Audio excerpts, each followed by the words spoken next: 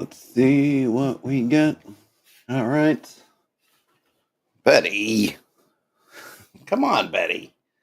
The cat's gone. Probably going to return any minute. Happy, what are we, Tuesday? I think it's Tuesday. I believe it is Tuesday. Well, I'm going to say it's Tuesday. Happy Tuesday. Let's see here. Okay. I need to work. Continuing what I think on Sunday. So I had a rare-ish stream on Sunday, working on some things.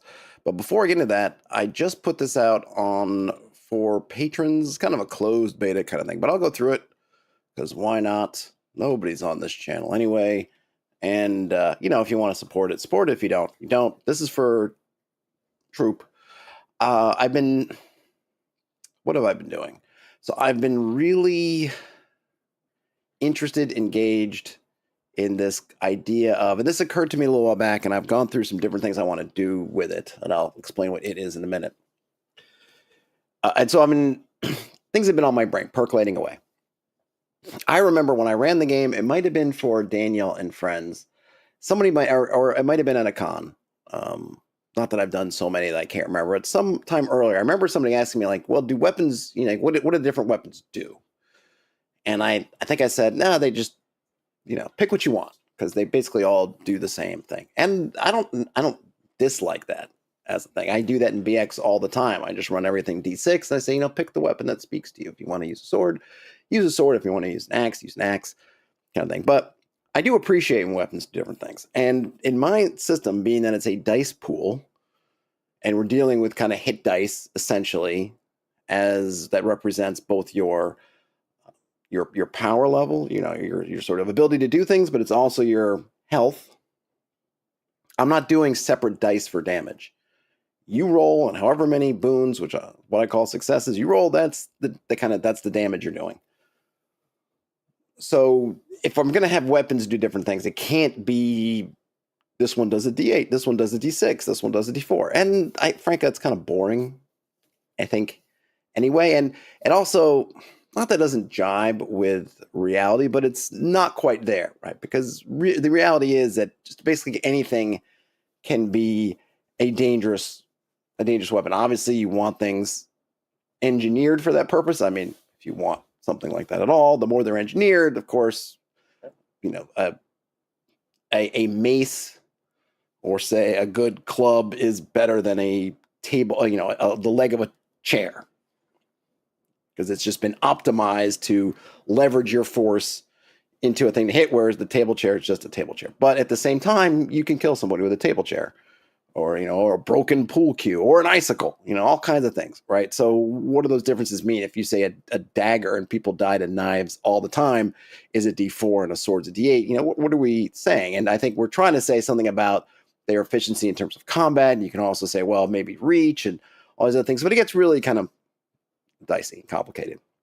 Something that Wolves on the Coast did, which I liked, is they gave weapons the kind of features or qualities or I guess effects, which were not just damage dice. Now they might do damage dice. I don't remember. It's been a minute since I looked at it, but they kind of gave weapons some different things like that. And I don't think they're definitely not the first, I don't think, to do that, but they kind of did it in that way. It's like, oh, that's pretty cool. Like I dig that.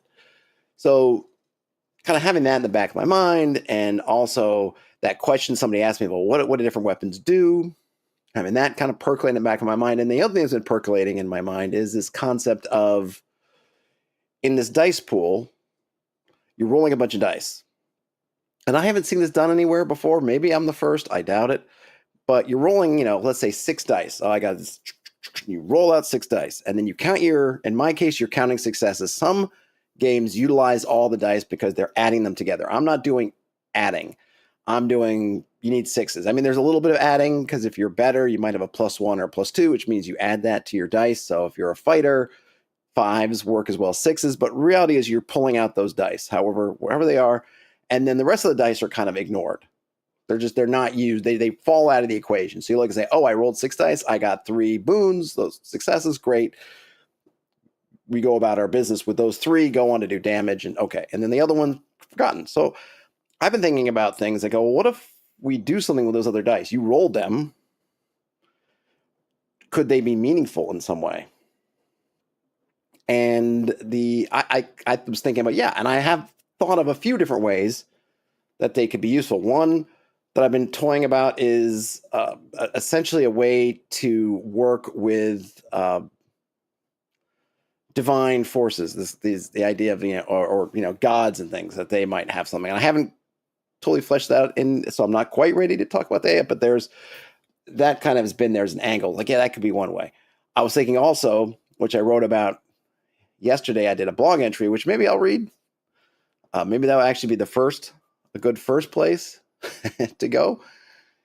But it was using kind of a maneuver. So a maneuver could be something like moving around a bit. Not enough that it would kind of be your movement, because I don't want it to be like a second movement kind of thing, but it could be sliding around. If we're talking about in a way, kind of those 5-foot steps. And maybe not. And when I look at, in Troupe, when I'm looking at melee, I'm looking at like a cloud of melee. I'm not really looking about absolute positioning. As long as someone can kind of get to you and it's within, say, 30 feet, you're kind of, and it actually has contacted you before, you're kind of in melee with it. So if two guys are fighting and they kind of take some steps around, they're still in melee. You're still technically in melee, even if you're not, sword to sword, or you're whatever, sword to shield, they're kind of touching, right? You're in kind of melee. But if you wanted to have some maneuverability there, like, for example, let's say you have two guys and they're fighting something, and one guy wants to shift around to kind of get into more of a flanking position, they might be able to use this extra little bit of movement to, let's say, and I've also been toying about, like, well, what if you don't move in your round? Maybe you can go towards the top end. You improve your initiative by just doing one thing, which might be attacking. So, okay, you want to move quickly initiative, so you just attack, but then you got some misses. Well, what you can do is misses. Maybe you can use some of that to kind of move around it. So you're not leaving melee, and I don't have opportunity attacks, but you may want to be just kind of shifting position. So you can't run away using that little bit of extra movement, but maybe you can kind of reposition a bit, or you can slide yourself so that maybe you're blocking whatever the thing you're attacking from getting by you to get somewhere else. So minor positioning, not major moving in and out, but kind of minor positioning. Well, the other thing I thought about was, weapon effects. What if you rolling a bunch of dice, and those dice that didn't turn into boons, so didn't cause damage, what if you could do something else with those? And I thought, ooh, that's kind of an interesting idea. So I blogged about it a little bit yesterday, where I just kind of talked about it in sort of a generic sense of saying, well, maybe if you have so many of these dice, which I think I called miss dice in the blog piece, but actually I'm calling them opportunity dice, which you can see here in front. Like, hey, we got this opportunity dice.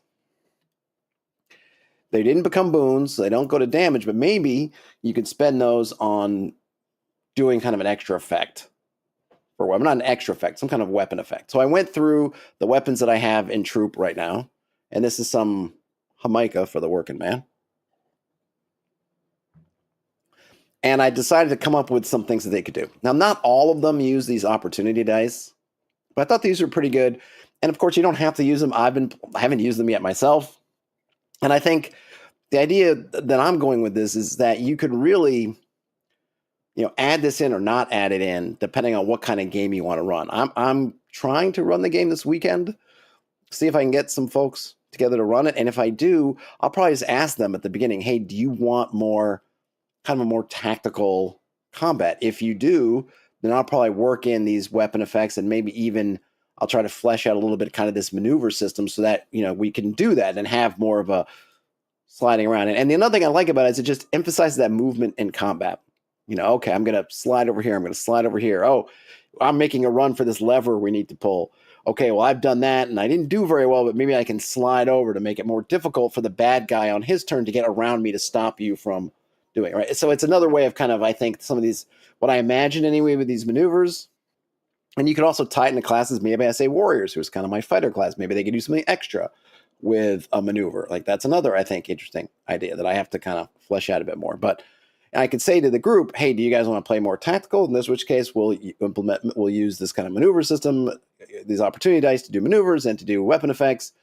Of course, it will slow things down a little bit because you just have more things to look at. I don't think it'll be really slow. I'm not looking to try to get to draw steel or 5e or Pathfinder kind of combat speeds. But of course, the more you're analyzing options and dice, the slower your turns are going to be. All that being said, you don't have a lot, you're not dealing with the pools of hit points and things if you're doing any kind of damage to stuff. Or when I don't even use hit points, I call it strain. Pretty low, especially if we're playing a first level, second level game. So combat and things are not going to slow down a ton, right? But this, of course, does add some overhead, but it also opens up some intriguing possibilities. So I call them opportunity dice. These are these dice that you've rolled in an attack scenario, but they are not the ones that came up boons. So you rolled 6 dice. You got 3 boons. You have 3 other dice. These opportunity dice are those 3 other dice. So here are the weapon effects I came up with. I think they're pretty good. I'm kind of pleased with them, I guess, at least on first blush. Haven't tested them yet. Hopefully, maybe I got a chance to test them over the weekend to see if things seem too strong. I don't really care that much. Like, I don't want something to be what I don't want. The only thing I don't want is it to be a situation where everybody picks one way. If I look and say, hey, this weapon is clearly better because of this than everything else, then I might look at toning it down. But I don't even mind if something's a majority, because usually, if you're talking in real life, armies and people tended to go towards the same few, if you really think about it, take away the different variations of stuff. And it's really, sword, kind of a club, spear, maybe an axe fits in there. There's not that many.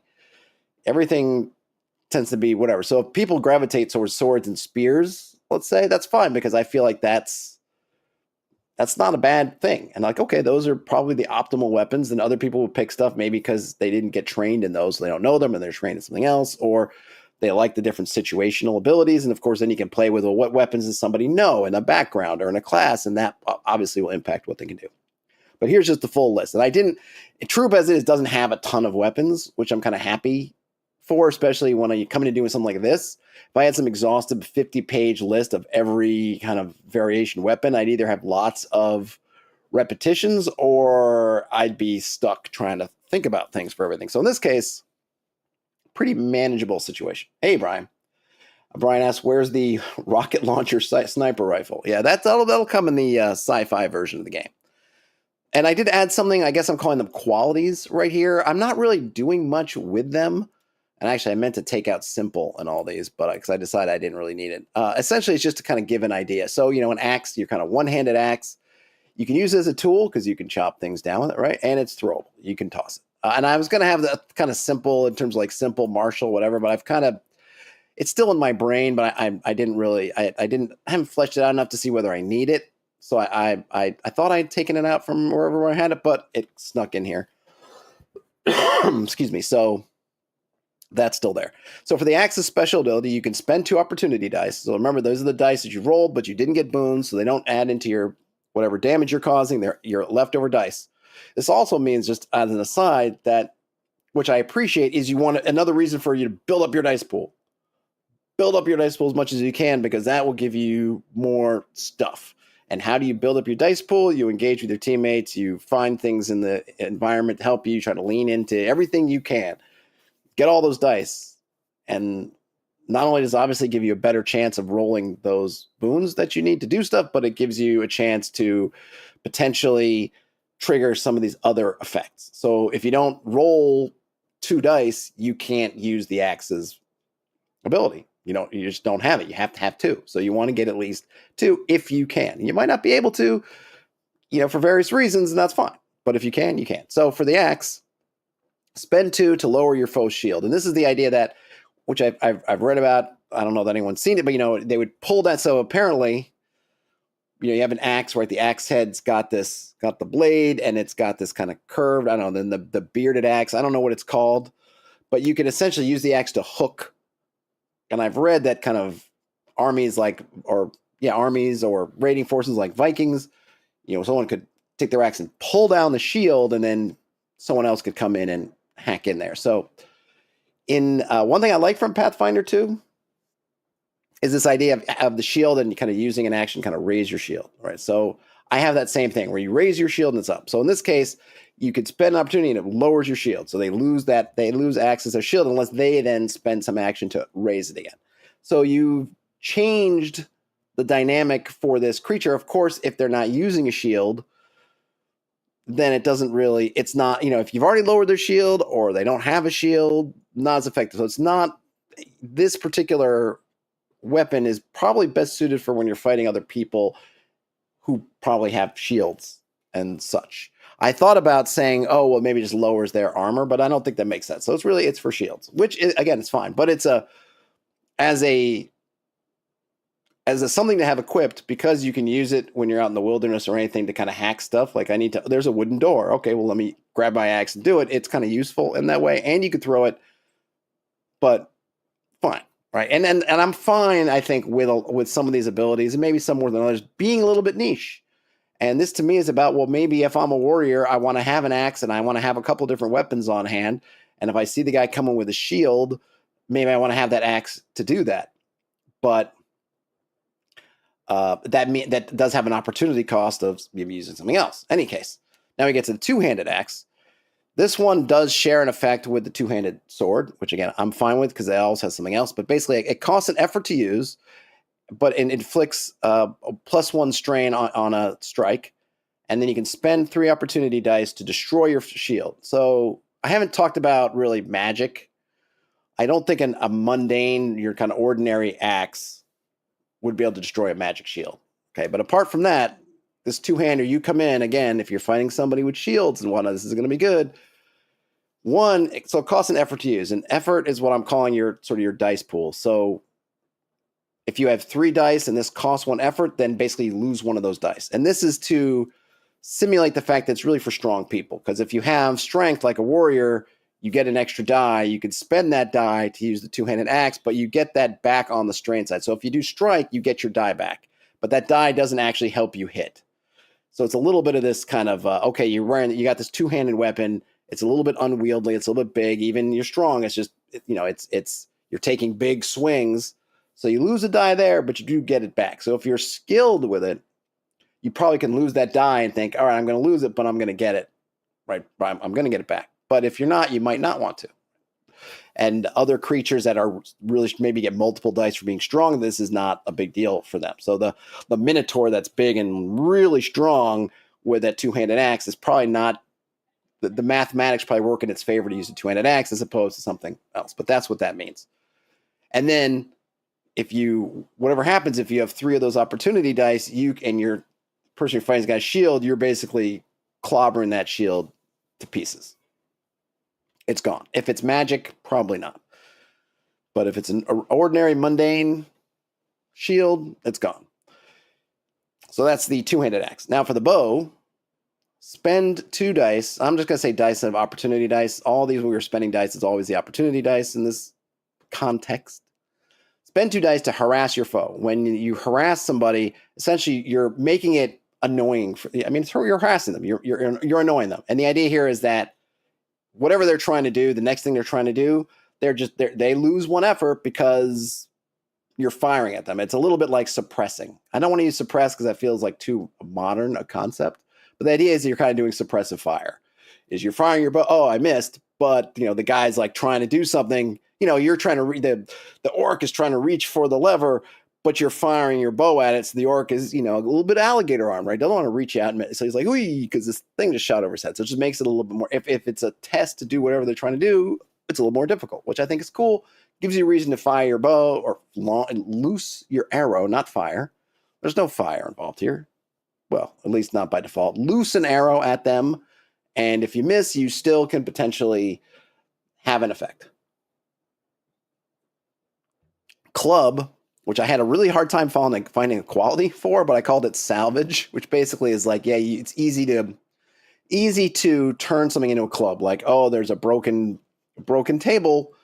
All right, I'm going to take a piece of that table and it's a club. That's kind of thing.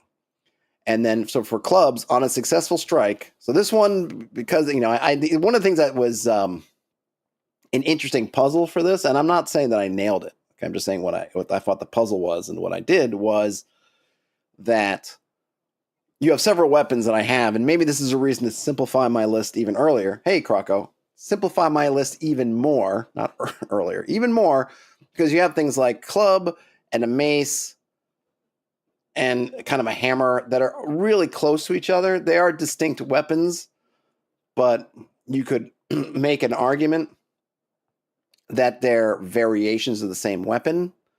So you say a mace, a club, and mace, a club, and a hammer, a war hammer are all basically these kind of bludgeoning things. So do I need different effects for all three of them? I actually came up with three.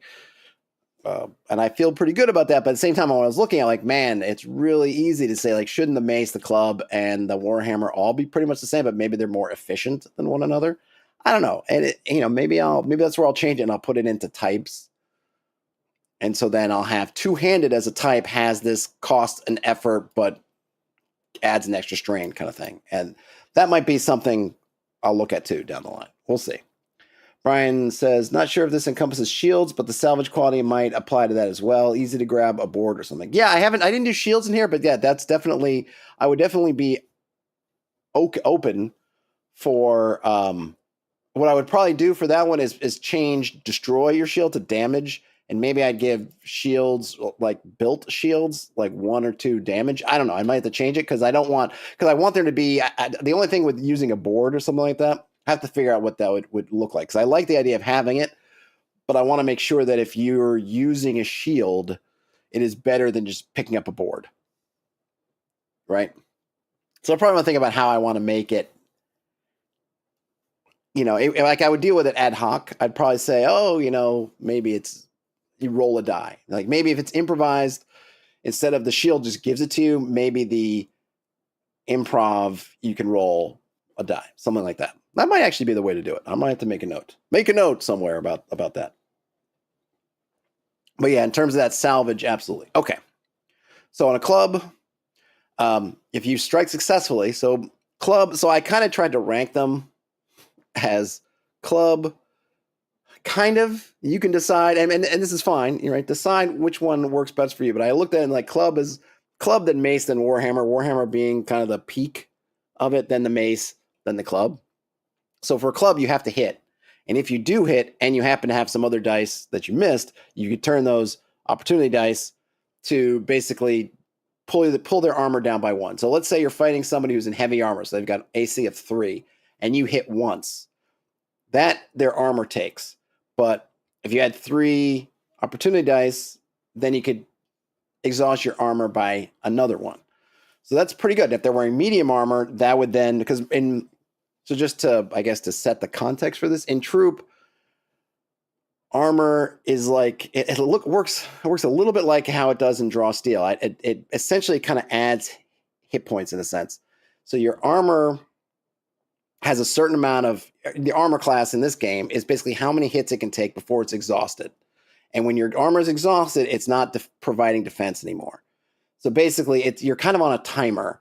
Your armor will allow you to take more hits, but not forever. And the way I reason this is that your armor is, you're in there and you're in full plate. Things are still banging into you. You're still getting all kinds of stuff. And it's just at a certain point, maybe they've loosened some joints. Maybe they're just banging into you. Like you're still kind of getting it. And at a certain point, it's sort of worn. You're still getting kind of worn down a little bit. And then at some point after your armor, and it's like, okay, maybe the armor's still there physically. It hasn't all fallen off your body, but you're still kind of worn. So it sort of works like, it doesn't work exactly like Draw Steel, but basically if you have 3 hero dice, HD, 3 HD, and you're wearing heavy armor, it's like you have 6 HD. Now what happens is that 3 HD gets, the 3 armor from your 3 AC from your armor gets worn down before you start taking HD damage. And then essentially on kind of if you're able to rest after a fight, your armor comes back. Like that's the thing, is your armor sort of regenerates quickly. It kind of bounces back. So in this case, if you're using a club against somebody who's heavily armored, if you hit with the club, you can, and you've got enough of these opportunity dice, you can actually do more damage potentially to their armor, which is good for wearing somebody down. And I always think of, to me, it's that idea of heavy armor. You want things like clubs, maces, and warhammers. That's really what they're best for, because you can damage people without having, you don't have to break through the armor. You can damage them concussively through their armor. And that's why polearms polearms are really old weapons, but they really came into they had maybe their heyday in the late Middle Ages when armor just got so good at deflecting everything else that you needed to basically beat people with clubs or something similar. So that's kind of the idea. Onto the dagger. Dagger, I gave the quality of discreet, meaning that you can basically carry it. People aren't going to look askance at you. I mean, everybody's got daggers. Everybody's got knives. People might look at you more funny if you didn't have one. You're walking around with a big club. People might look at you like, what's going on with that guy? Or maybe you get stopped and say, you're going to have to give us the club. But no one's going to look at you sideways if you carry a knife or a dagger, because everybody's got it. I mean, assuming you're not some kind of crazy dagger, but you're kind of ye old knife, dagger, whatever. Yeah, everybody's pretty much got one of those. So go ahead. That's what that discreet means. You're not going to, no one is going to pay you extra attention because you're carrying one. You're carrying some big, beefy weapon around, somebody might. And the effect for a dagger is you gain 1 effort, so you get an extra die to roll if you're using it while you're in a clutch. A clutch is something I've been thinking about. I was thinking about zombies which I'm going to get to because we're still working on my that reverse dungeon crawl adventure, Escape, and it's got kind of zombies in there. I'm not calling them zombies anymore, but they're effectively zombies. And I've been thinking about the thematics of zombies. And one of the things that zombies do is they kind of hug you. You know, they come in and they just and they kind of, at least classically, they kind of just get on you, right? That's what the clutch is, when like you're literally sharing the same space. You're on top of each other. So if you're getting really close to somebody, you can, it's like that shiv thing. It's like they're really close, and you can shiv them somewhere. So the daggers are good at that. So if you're in the clutch, they're good. So I was kind of thinking about that, because one thing I'm thinking about for zombies, and I'll get to, I'll kind of show this. I'll try to remember when I get over there, is this idea of basically having these same things that monsters will have similar things where I can flesh out monster abilities with what they're doing with their opportunity dice. And that having some things like, well, if a zombie's in the clutch with you, then they'll get to kind of bite you or do something that they might not normally, they wouldn't do outside of it. So it's kind of like a compound kind of action. Like, hey, if they can get in the clutch with you, they're going to try to bite you. And the other thing with when you're in the clutch, which I don't have described here, but when I write it up more, is that's where if someone else is in melee, if you're a zombie or kind of clutched, you're in this clutch with a zombie. You and the zombie are fighting, nothing changes, because I'm assuming that my idea is that, and which is why a dagger can be in handy, is that you and the thing you and the opponent, your foe who you're in the clutch with, the ability, because you're so close, it's offset by the fact that it's really awkward, because your arms are out here, it's easy to block, it's hard, it can be difficult. It can be difficult to get something done that close. The dagger gives you an advantage there. If you could have melee where you have a bunch of people in melee, but if 2 of the creatures are clutched with each other, that is when other people trying to hit them, there's that concept of you might hit the wrong person, because they're in a scrum basically, and you're trying to hit somebody in the scrum. You're not sure who you're going to hit, so the chances of the 2 people in the clutch hitting each other are fine. People outside the clutch trying to do something inside, it can be harder. And then you could also, the idea of the maneuver I've been talking about, it could be a maneuver to get out of the clutch. So it's not a grab. The clutch doesn't advantage one side or the other, but it is putting you in that really close quarters.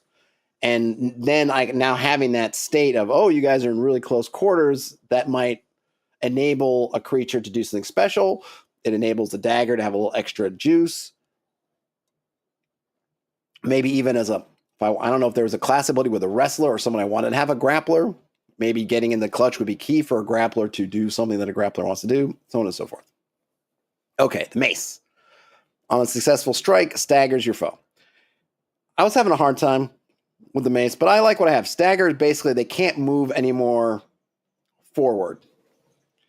And I mean by forward, I mean kind of at the attacker. So if you're here and the attacker's here and you hit them with the mace, and you stagger them, they can't push, they got to move some other direction. they can't move. They can't kind of keep their forward movement anymore. And I just kind of look at it as that, someone's hit you and you're like, whoa, it's kind of, ringing your bell. And I know I'm thinking mostly you think of like, oh, they rung your bell, they hit you in the head. But basically it's just like they like, they kind of a little bit of a stun kind of thing there. It doesn't really prevent a bunch, but it kind of blocks that forward move. But you can only do it if you hit. And I forgot to do, I probably mean to put in some, I mean to you to spend dice for that one too. But maybe I'll make it 2 dice. So we got that one. Now, a polearm does the same thing, but doesn't have to hit. But you have to spend 3 dice. So yeah, I definitely want to add a cost in here. So the polearm, again, kind of keeping people at length, they can keep you at length 3 dice. So they don't have to hit. They can kind of be like, whoa, and they can do it. But they have to have the dice to do that. And I need to add that in for the mace. So I'll have to let me actually do that. I can do it right now. I've been using for this. So normally I lay my stuff out in Publisher, Affinity, but I've been teaching myself types. And one of the nice things about types is you can do everything in a plain text format. So you can see here, I've got my plain text format on the side and then a preview of it over here. And I can just find that mace where, spend 2 dice 2. And there it is. Boom, and it updates. Now I'm looking at when I'm looking at here, it's an exported PDF, so it won't automatically update. But if I was looking at the preview, I might if people are interested, I might go through a quick tutorial on types because I think it's all the tools are basically free. And if you're and I think I've seen some people do some really nice things to it. It's if you've looked at something like I forget that other language. People have done stuff with Markdown, but it's a little bit more complex than Markdown, but it has more possibilities. I'm trying to think. I forget what the other thing is that people use a lot. Anyway, I don't know exactly how crazy you can get in the layout, but if you're doing simple stuff like these kind of documents, to me, types is much. I find it is much easier, the workflow, than something like Publisher, which is kind of overkill. I feel like if I'm not really doing a bunch of layout stuff, then I'd rather be in types than Publisher. Okay, so that was the mace. So pole arms, I already mentioned, spend 3 dice to stagger back. So you don't need to hit, and you can do that. Oh, and then let's see. Yep. Okay. So then slings. This one I had a really hard time with. Also, sling. I made it discreet.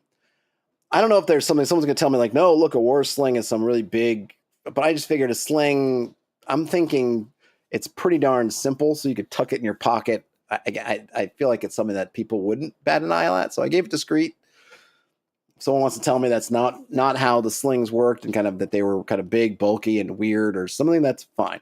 But now if readied, so for readied for sling, I imagine you're sitting there and you're whipping the thing around like, if you've got that thing going, you can fling it out fast. So basically, if you've got it ready and battles join, before anything else happens, your slings, you get to fire, you get to unleash your sling stones. I was going to say fire again, but I didn't. You can launch your sling stones. So I think it's a kind of a neat advantage for that. Potentially powerful, but you have to have it ready. You got to kind of be swinging your sling around.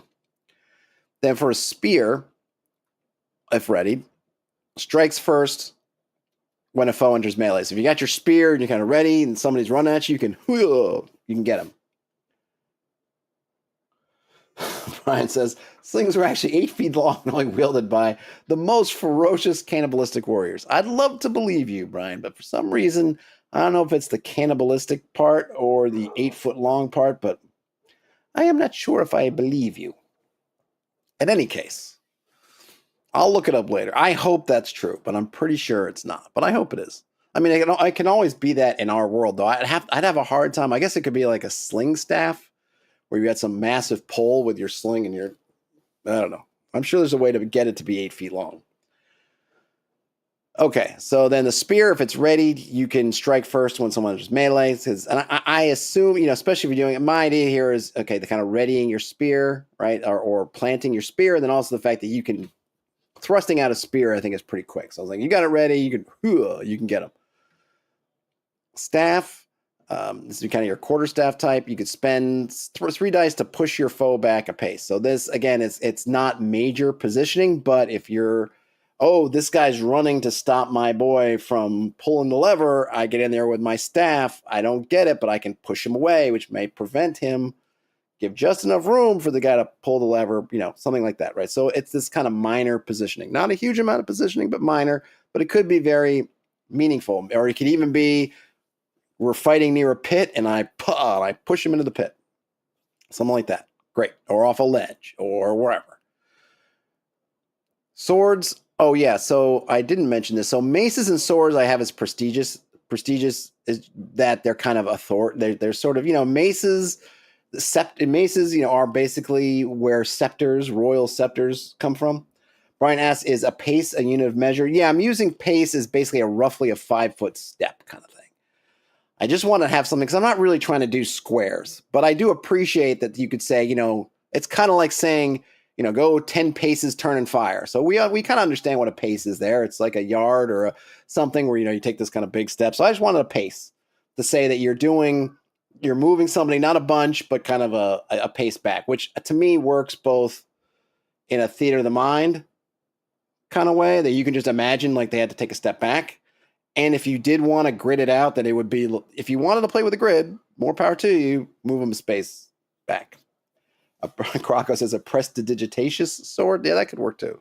So swords and maces are prestigious. They're kind of symbolically aligned with authority. Officers carrying swords, as a symbol of office, having a mace or a scepter, right? I kind of going with that. I don't know if I'll have something meaningful. Certainly it won't enter into combat. But I think, people say, what's a noble weapon or something? They might say a sword or a mace. That's kind of where that comes from, which I think is kind of a neat angle to think about. And of course, it's cultural. So you could have, getting into the weeds, but if you're in your world building, you want to have different weapons have kind of prestigious to different cultures. That would be awesome too. Because then somebody rolls up with their sword, which they're like, look, in my land, swords are, these are the weapons of nobility and heroes and things. Someone's like, you insult me by wielding that peasant weapon, whereas in this land, this weapon, I don't know, the glaive is the hero's weapon. Okay, so that's the sword. So with the sword's special ability or their effect, you can spend 3 opportunity dice to parry the next attack, which gives you 1 temporary armor. So basically, I missed, but I'm in a better defensive spot. So I get kind of 1 armor, which I think is good, but you have to have 3 dice, so you want to have lots of dice. Crocker says big wooden hammer nobles. Yeah, could be. Could be like a maul. Big wooden mauls are the noble weapons. So that's the sword. And then for the two-handers, same as the two-handed axe, you have to cost you 1 die basically to use, but add strain on the other side. And then I kind of did that. This is where you get the classic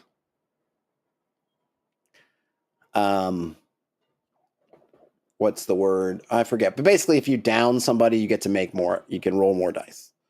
I forget the name of the like 3rd edition feat that was. But essentially, you knock somebody down, you get another attack. Same thing.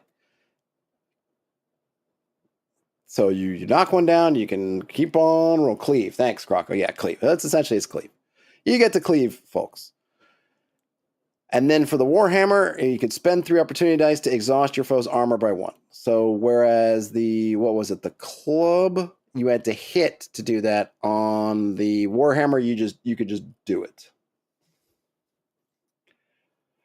Brian says, in their land, they wield 10-foot-long, heavy, 2-handed sporks. And Croco says, beware the man-catcher nobles. Yeah, man-catchers, man. I want to do some... I love the idea of man-catchers. I don't know how much they were actually used, but I love the idea of them.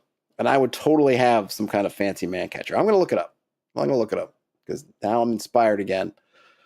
Okay, and then here I just gave a quick glossary of weapon quality. So clutch, in close quarters, discreet, doesn't draw attention, heavy, requires 2 hands, prestigious, symbolically associated with authority, ranged, it launches projectiles. If it's got reach, it can be used from a pace away, so there's no usage of pace. Because I was trying to think of like attacking from the 2nd rank, and I thought to a wargamey crowd, that totally makes sense. But a lot of people are going to say second rank, and then I'd have to explain second rank. But if I just say you can be used from a pace away, then to me that makes sense because someone else can intersperse. It to me it kind of worked. Brian says that they're useful in South Asian police forces where bladed weapon criminals are more common for whatever reason. Oh, interesting. So are there modern man catchers? Oh, I'm going to have to look at that. Croco says, could make a nobility that enforces its own laws, thus using man catchers to catch criminals. Oh, there's tons of reasons to use them. That's a neat idea. There might be. I'll definitely have to look it up. Okay, reach. So salvage can be easily improvised. Stagger prevents movement towards the attack. Maybe attack source. Throwable can be thrown. Obviously, tool useful outside battle as an aid. So you can you need to down a tree. You can use your axe. Probably gonna have a hard time using your sword for that. And then that's it. So this is up for paying patrons, as I'm calling it, closed beta. Kind of paying patrons. It's there. I gotta try to get folks somehow. I gotta hook people somehow. I think these are some neat stuff. I will try to use these. Like I said, if I can get my game this weekend that I want to do, then I might use these, or I intend to, unless people don't want to, in which case, of course, I won't. But I think they could be cool, and it gives another reason to get some different weapons going. See what works best. See which weapon is it fits your style, how you want to do it. And I'll, if I do get a chance to use it as time goes on, I'll try to look and see if any of them seem to be more useful. But I mean, a lot of them, they're doing kind of variations on a similar sort of theme. But some of them you have to hit, some of them you can do it on a miss, but they might be a little more expensive. So, different things, different strokes, different folks. Okay, that's that. So now that is aside, I need to go back and I'll leave that open because I need to. Actually, because I'm here, I will fix stagger.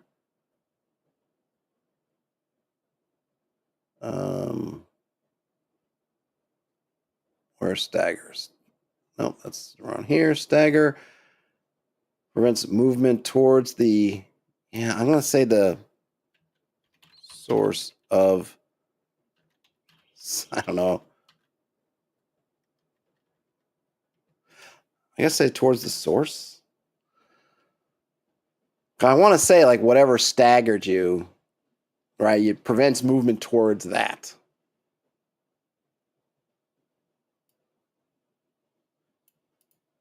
I guess maybe I should say effect. I don't. It's kind of clunky, but I'll go with that for right now. I can do more of that later. And so then just to kind of close the loop on types, so I can go here, and this is just a Visual Studio Code, which is a pretty standard programming. What do they call it? IDE, and you can do all kinds with it, markdown types, whatever. And so I can just export the open files as PDF, and then I wonder if I don't know if this will update automatically now that I've done that. Oh, it did. See, there you go. And there's my PDF is updated. So now the effect source. Easy peasy. Okay. Now that's done. I do need to go in. Oh, so I can, excuse me. So I did do a couple things in here for the magic items. So we worked on these formulas and magic items. I just tried to, theme them up a bit more. So I think I had the formula of Phantasm before. I've changed it to Dwemercraft. Got a little more Old Englishy with it. The wizard eye is now the Gast eye or Gast eye, which is basically like a ghost eye. Gast is an Old English word that means ghost. So I'm using Gast and then another Old English word for eye, and I'm throwing them together. So I'm kind of getting Gast eye is kind of how eye used to be. It used to be like eye. Eye was eye. So I'm kind of going, but I don't really, it's written. So people can pronounce however they like, but that's that. And then, the invisibility, I've changed to Weregast. So remember Gast, right? Ghost, Gast, Were, man. Were wolf is a man wolf. Weregast, a man ghost. So that when you're turning invisible, you're becoming a man ghost. So that works for me. And then Shucksith. Shuck is a old word for a like a ghost or a phantom or kind of an evil spirit, kind of an evil spirit sort of thing. So this is kind of dealing with that. I was thinking like Spirit Eye. So it's like Spectre, Spirit Eye, Phantom Eye, and I think there's even like a dog, some kind of legend in somewhere in Great Britain where it's like the shuck or the gray shuck or whatever, some kind of phantom dog that has that same root of this like an evil spirit. So I went with the shuck Sith, and Sith means is another word for eye. So shuck Sith. So they get adding a little bit of flavors in there. I don't think I did much with the magic items. I think they're all the same. Yeah, I already had the cleft skewer and the brew of the harpy. Yeah, I don't know if I'm going to come up with a different word for harpy. I think harpy's good. Okay, so those are those. Now, what I need to do, I need to go through and replace the old items for these. Brian says, I don't want to explain second rank, but I'm using ancient terms for magic. Well, I mean, the descriptions tell you what it does. I don't just say formula for Dwemercraft and then leave it alone. It tells you you're making an illusion. So yes, in that case, it's totally fine. And yeah, as to the point that Brian makes right after that, makes sense for magic to be weird. Yeah, I want it to be weird. I want it to be flavorful. And the creatures I also changed to be weird and flavorful. That's one of the reasons I got rid of zombie, right? And now I'm calling, if we go to the dungeon, all right, I've got the, where did I put all the monsters here? So now I have Orkneas, and Wakeneas for the zombies and my ghoul type. So yeah, I'm all about making them weird and different. So yes, in answer to your question, the answer is yes. To that point, one of the things I started doing with these is, and I don't know if I've mentioned this. I don't know if I've mentioned this somewhere before.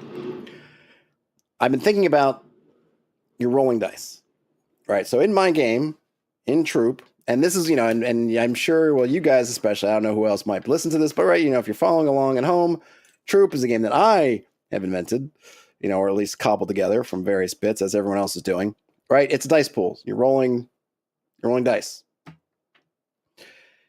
Normally what you would do, and what I've been doing in the past, is just rolling dice. And like when I ran the game last, I've been using this Adventure Escape, but it was originally formatted basically for BX. So you're rolling, and it's like, okay, this zombie's got 2 hit dice.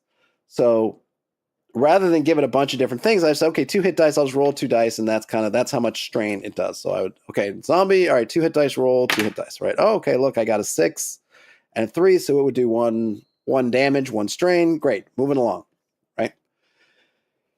The one thing I'm not concerned about is like there's a weird. I mean, it kind of makes sense, but it's also weird. You see these creatures who don't have a lot of hit dice, but they have 3 attacks because they're trying to. It's that simulations thing, right? Oh, this is you're being attacked by a cougar.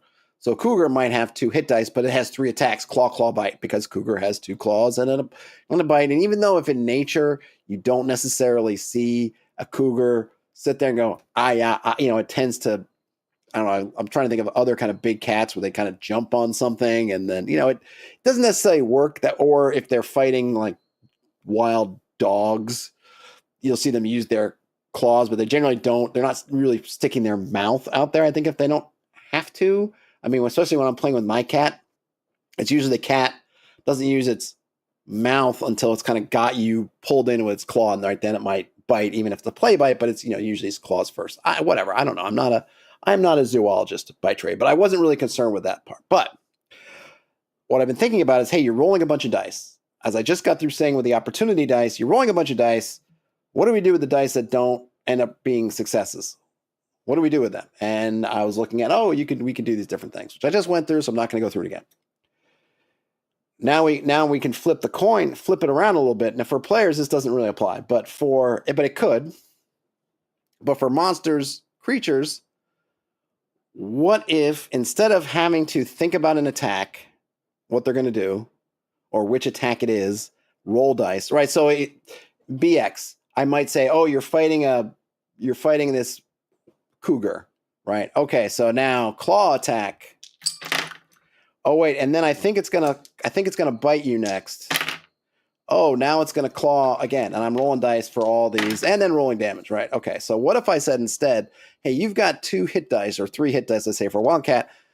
Let me roll 3 dice, and then depending on how many successes I get, that will kind of dictate. I can always change my mind, right? This is always, if it's a suggestion, it will basically say what happens.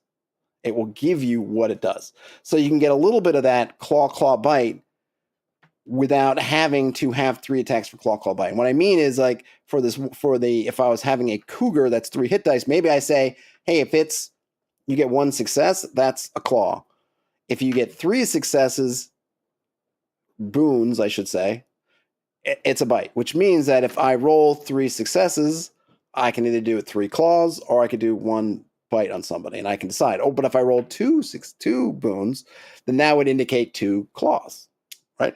And then what I could do is I could say, well, a bite, maybe I want to make that special in some way, but I only get that specialness if I roll 3 successes. Okay, got that? Croco says, guess bears have that with their bear hug special if both claws hit. Yeah, and there's a lot of things I think I don't think they did that originally with monsters, but yeah, there's a lot of that. I remember at least when you get the 3rd edition, probably beforehand, where you had this kind of compound thing where they'd say, if both claws hit, and I've used that before. Oh, if 1 claw hits, okay, but if both claws hit, then maybe it's got you grappled. If both claws hit, then maybe it bites you or the next turn.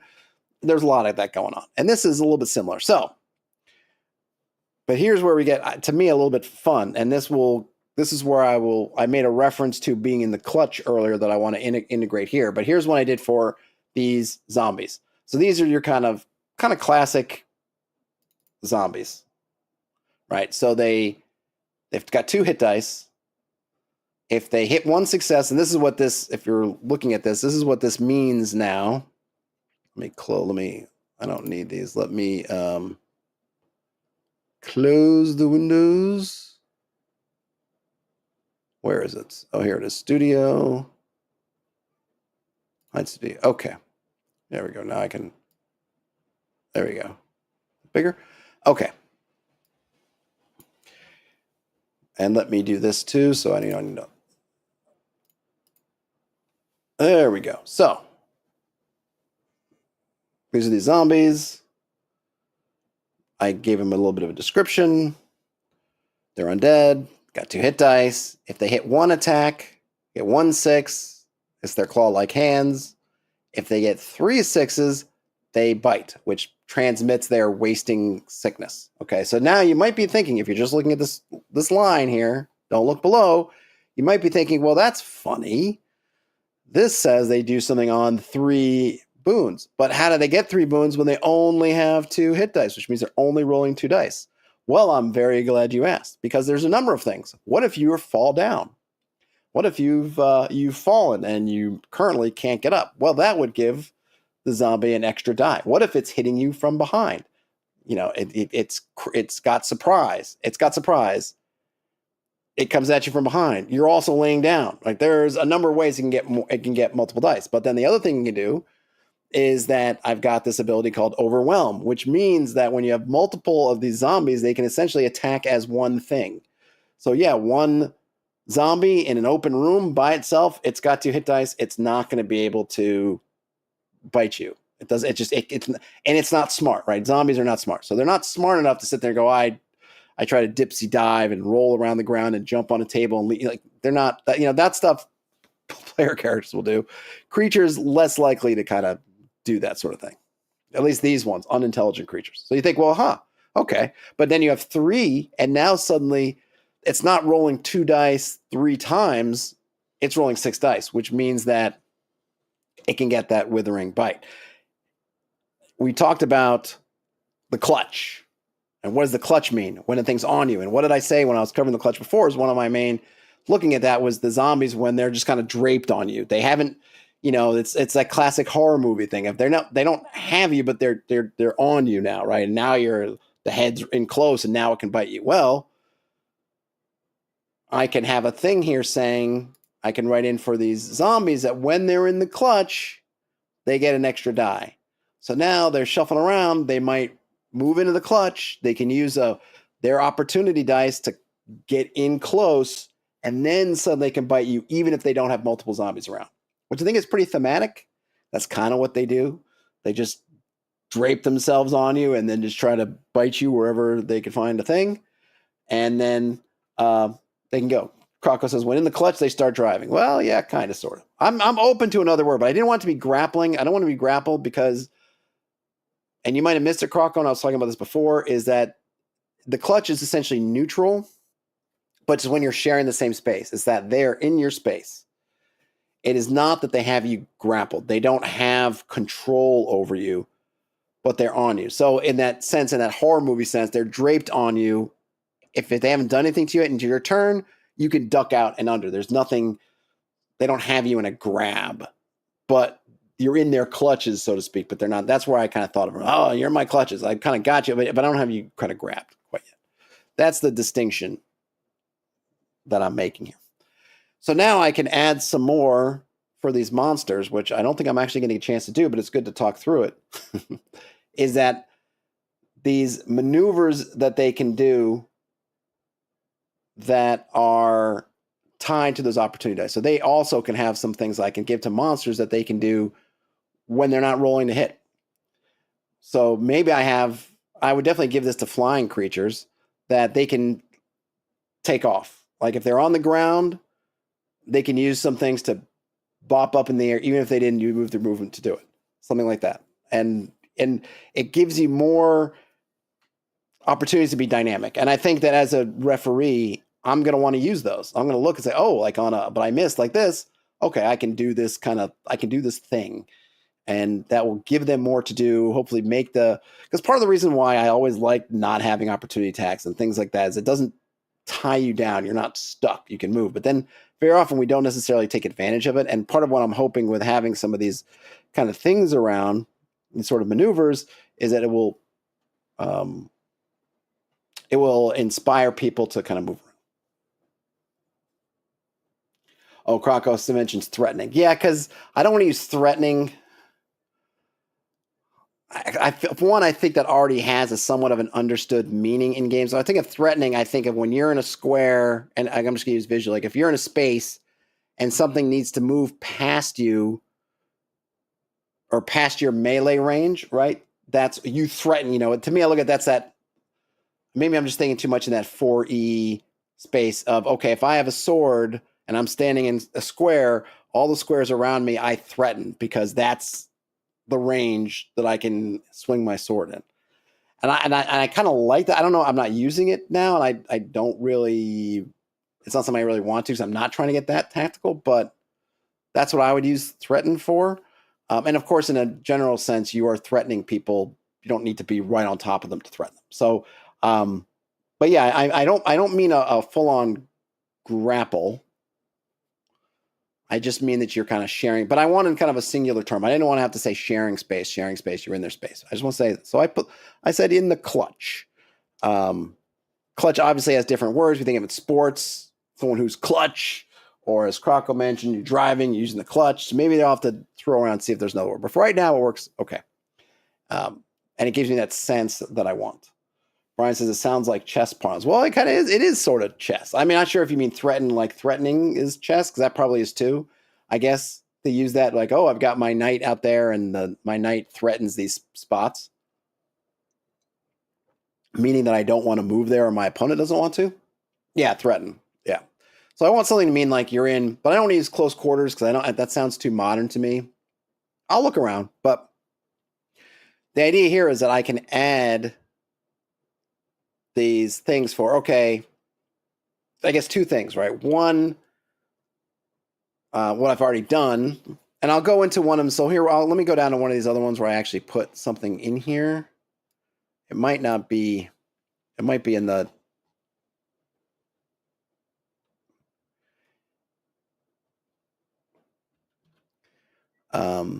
yeah. Let me go to the, other one. in the wilderness. Clutch is kind of fighter term, but clutch works better for monster fighting, I think. Well, I have clutch already. So if you're saying that what I already have works, then I'm definitely good with that. But I will look. Maybe there's another term. I just don't. The one I'm trying to avoid where it has too much of an overtone of one side controlling the other. You know, you say you are grappled, it feels like you're not in. You've lost control to the person who's grappling you.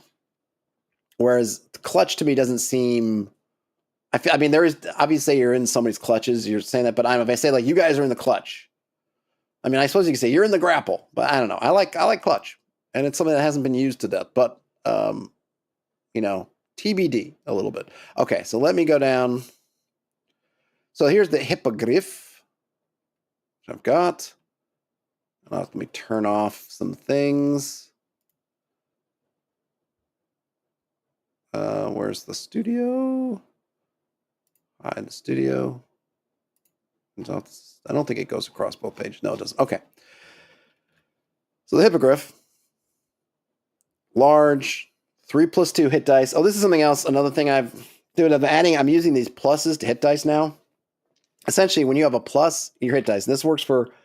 I've kind of changed a little bit the way I'm doing player characters, which is I'm giving them a plus, but the plus, whatever's after the plus, only works for something that you're trained at. So in the most basic sense, if you're a warrior and you have 1+1 hit die, when you're in combat, you get an extra hit die. But that extra hit die doesn't help your health. Because remember, your health is also your hero dice, your hit dice. So if you're a hero with 1+1, when you're on the attack, you're rolling 2 hit dice by default, 1+1. But when something's hitting you, you just got the 1. But you can't lose that +1. And this is kind of the key feature for this. You can't lose the +1, which means that if you're a warrior, regardless of how strained and beat up you are, you'll always have that +1. It can't be taken away from you either. You always have it. And so for creatures, by using these pluses, the other thing I can do is I can kind of look at it and say, all right, a hippogriff, if you knock it down to 1 hit die, because remember, it's taking damage, it will always have 3 dice, right? Because it's 0 hit dice. When you knock it out that way, it's defeated. I'm not worrying about that one getting weakened and going through that stuff. It's defeated. But I know that at minimum, it's always going to have at least 3 hit dice, which means it can always have, I can decide what abilities I want to have on those rolling those boons, and I can have something with 3, knowing it always will be able to get 3. I mean, it's going to be tough if it's down to 1 hit die. Yeah, it's going to be tough. It's got to roll 3 successes, 3 boons. Excuse me. But it'll have that chance as opposed to it not being able to do it at all. Because the one thing I was thinking about is that my combat, it is very much a downward spiral, right? You're getting knocked down, you're losing dice. I encourage you as a player, and I've seen it where you can keep trying to find dice. People keep helping. Like you can get more dice, but you're going to get more and more desperate for dice, which I think is a feature for me, not a bug. I want you to feel desperate. I want you to feel like, oh my gosh. And if that means that you suddenly have to run or take an action, that's good. Rather than sit there and whack away at each other. Like, no, it's going to get desperate. I want that. I want that attrition in combat. But I also want, especially for creatures, that if the creature has a particular kind of ability, like it's one main thing, I don't want that it can't do it. I don't want, and what kind of was the one that kind of pushed me over the edge is I didn't want a dragon not to be able to breathe fire on you. So I want, I always want the dragon to be able to breathe fire. So how do I do that? Is I make, whatever I make dragon fire, that's the plus I would put on hey, it's 8 plus 3. And then, okay, breathing is 4. So it'll always be able to do it until the very, that kind of thing. That was sort of where I was coming from. Brian says, I like the idea of the hit die being literal currency to pay for moves you can do. Sounds fun to run. It is fun to run, and it's easy to run. And this is what doesn't come across, I don't think, in the rules, but I've had, and hopefully I know that at Claricon, I'm going to be running my game in the streaming, what's now being called the streaming room. So my game, for good or for ill, will be being streamed at Claricon. Whenever Claricon comes around, my game will be streamed because I'm running it in the streaming room. So you'll have a chance to see it. Hopefully, I presume that I don't know how the dungeon minister is going to get everybody. I don't know how it's going to work exactly in terms of like, hey, is everyone cool with it being streamed, whatever it is, but we're getting, and I don't know, but you'll be able to see it. But I've had a lot. I mean, I haven't run it like a million times, but people have had a lot of fun. And I really go out of my way to try and encourage people to get more things. How can you get some dice? Things like that. Okay. So anyway, so now we have the hippogriff, right? So three hit dice, and it's got that +2, which means it's always going to be able to basically have some chance of doing something. And I thought about having like a bloodied kind of thing, like, oh, at one point it can use its biggest hit die ability, something like that, which I think is another thing you can do. So I could have something like the dragon does this, and when it's on its last legs, it can do it one more time. In any case, for the hippogriff, if it hits one success, so it's rolling, a hippogriff, first round, right? Something just got into combat with it, and you just got there. Its first attack, it's going to be rolling five dice, assuming you don't hit it first and whittle it down already. But 5 dice, and if it hits any singular boons it gets, so let's say it gets two boons on those 5 dice, it's clawing you. If it gets 3, it's grabbing you and flying away because it's winged, right? It's got wings, so it's just gone. It's you are grabbed and flying. I probably should add something in here about what the claws are doing to you while you're grabbing. But you're gone. So what does this do? One, and I'm not going down the any dice tunnel, but monsters generally use to put it in kind of D&D terms, they use sort of the matrix as warriors do. So it's got a +1 to its dice. So it needs to get 5 or 6. And so each one of its dice has a 33% chance of rolling a 5 or 6. So it's got, I don't know what the odds are. Okay. But what it does is it's not, it does that thing that I like. And I think people like, and what I've noticed in some of the books, like the Monster Overhaul, that I've only gotten a chance to flip through in a store I don't own, and some other books, that they like these things. I think maybe Dragonbane does it too. Forbidden Lands, I think, does this, where it's got this table that you roll to say what the creature does. This gives you a little bit of that kind of table thing. I'm not giving you 12 options. I don't feel like a lot of things need 12 options, and I'd rather not have a bunch of boring stuff. But I think creatures are more complicated. Go ahead. You could do that. And I could see doing that for something maybe that I want to be like something like a dragon. Maybe I'd want to have a big table of stuff. But for these things, like, okay, grabs and flies. Now, this could be something that if I'm rolling dice out in the open, whatever, I'm like, oh, I rolled 3 things up. It grabs, and I can roll randomly to see who it grabs and starts to fly off. And I know sometimes GMs, DMs, whatever, referees, they feel like, oh my gosh, I'm going to get, I don't want to be anti-player. And sometimes that, which is a good impulse, don't be anti-player. Don't be, in that antagonistic mode. But they sometimes, that, well, I don't want to do this because they're not going to like me or whatever. It doesn't seem, well, no, this is the creature. And this kind of frees you a little bit up of that, if that's taking some mental space. Like, hey, look, I rolled 3 successes. 3 successes is that. Now, I can change it. You also have the freedom to change it. You don't have it. If you want to have it do 3 claw attacks, because the circumstances, the context, imagine you might think, well, what kind of context would that be? Well, what if the hippogriff were chained to a boulder, and so it can't really fly. So it's not going to try to grab somebody and fly only for the creature knows it's chained. It knows it probably, before the party even got there, probably tested out the limits of the chain. It knows that they can't get away. So in that case, it's not just going to grab you. Oh, no. It's probably going to do 3 claw attacks. Or another circumstance, maybe, I don't know, somebody used an effect that's like, its wings, the feathers are all burnt off. Okay, it can't fly, so then it's going to do 3 claw attacks.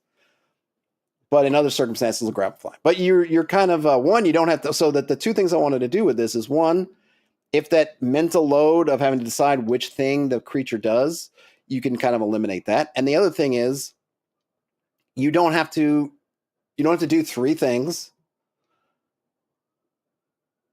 and you don't have to roll multiple dice. You don't have to roll to do one thing and then do another thing and then you roll those dice, do the thing it says to do. The strain essentially is equal to whatever it's doing. So the strain is as normal. So like the 3 grab and fly, it does 3 strain, grabs and flies. There's no really math involved. It's just kind of picking the effect.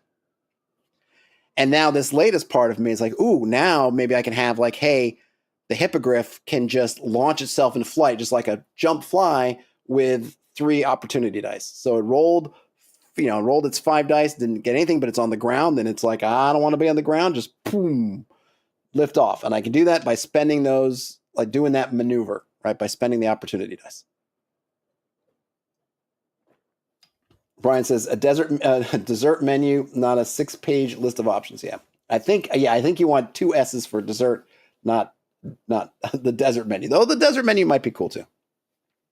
Well, I've gone a little bit over the time I wanted to spend, but it was worth going. So it was worth going through it. So I need to kind of go through, and I think I'm going to need to update these.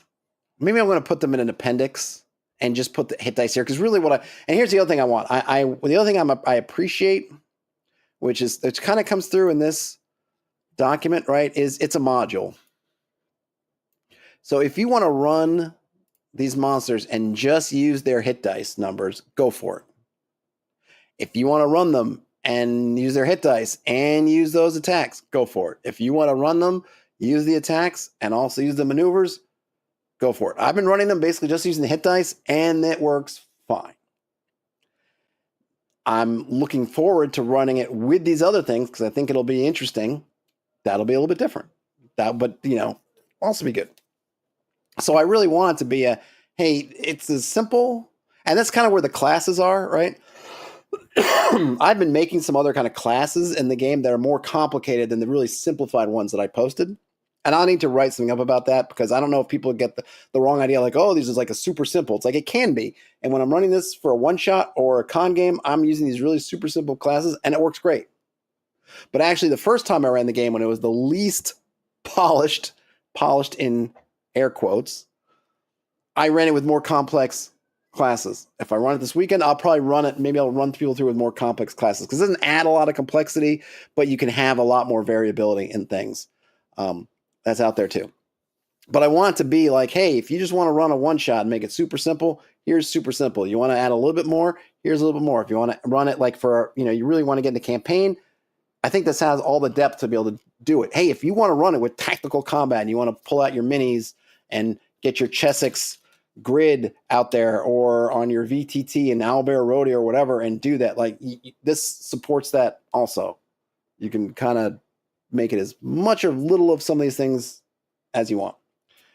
And hopefully soon, very soon, I'm going to start running some solo because I feel like I can adapt stuff from like Ironsworn and some other things, and obviously things like Mythic Emulator to kind of get a set up there to do solo, which I think can also work well. So I didn't do as much work, but I always enjoy walking through things because that's how I kind of get things sorted in my brain.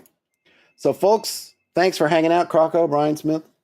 I saw, Croco, you posted on the forums. I guess let me go check it out. Why not? I'm already running a little bit over, so let's go to the forums. What's going on? 2. So you posted to my Troupe. Croco says, pity the fighter that wields a weapon without effect. It's a good phrase. I like it. Yeah, so I did post that there. And then let's see. Croco's been posting some cool tables. What did you post? You're ahead of me now because I haven't posted today's thing yet. So yeah, Nemesis. Reasons the PCs get on someone's bad side, creating their own nemesis. I'm always down for PCs creating their own enemies. I think I talked about that a long time ago because a party I was running playing it was a Discord game, but it was over voice chat. We were synchronous, not asynchronous. they did a good job of creating their own enemies. So we got the roll. So the results: stealing their treasure, occult, sacred idol, any coin from a dragon's hoard, disrespecting them intentionally or not, nobles, petty tyrants, or gods, releasing them, undeads, demons, and other ungrateful creatures, wounding them. Most flee when wounded, but some hold grudges longer than wounds last. Ooh, I like that turn of phrase. Destroying something they care about, a sorcerer's latest experiment, a dryad's tree. Yeah, those are good motives. And then finally, through no fault of their own, either due to a higher purpose or arbitrarily. Yep, that can happen. Someone can just not like the cut of your jib, so to speak. I think that's the phrase, right? Thanks for those, Kuroko. I need to get on doing mine, which I'll probably try to do tonight, so I don't fall behind. All right, folks. Thanks for hanging out while I walk through this. Have a great rest of your day, night, whenever you watch or listen to this. Croco's tables are all he's got. Well, hey, Croco, there's nothing wrong with the table. Keep them coming. Game on, everybody. And I'll talk to you later. Bye now.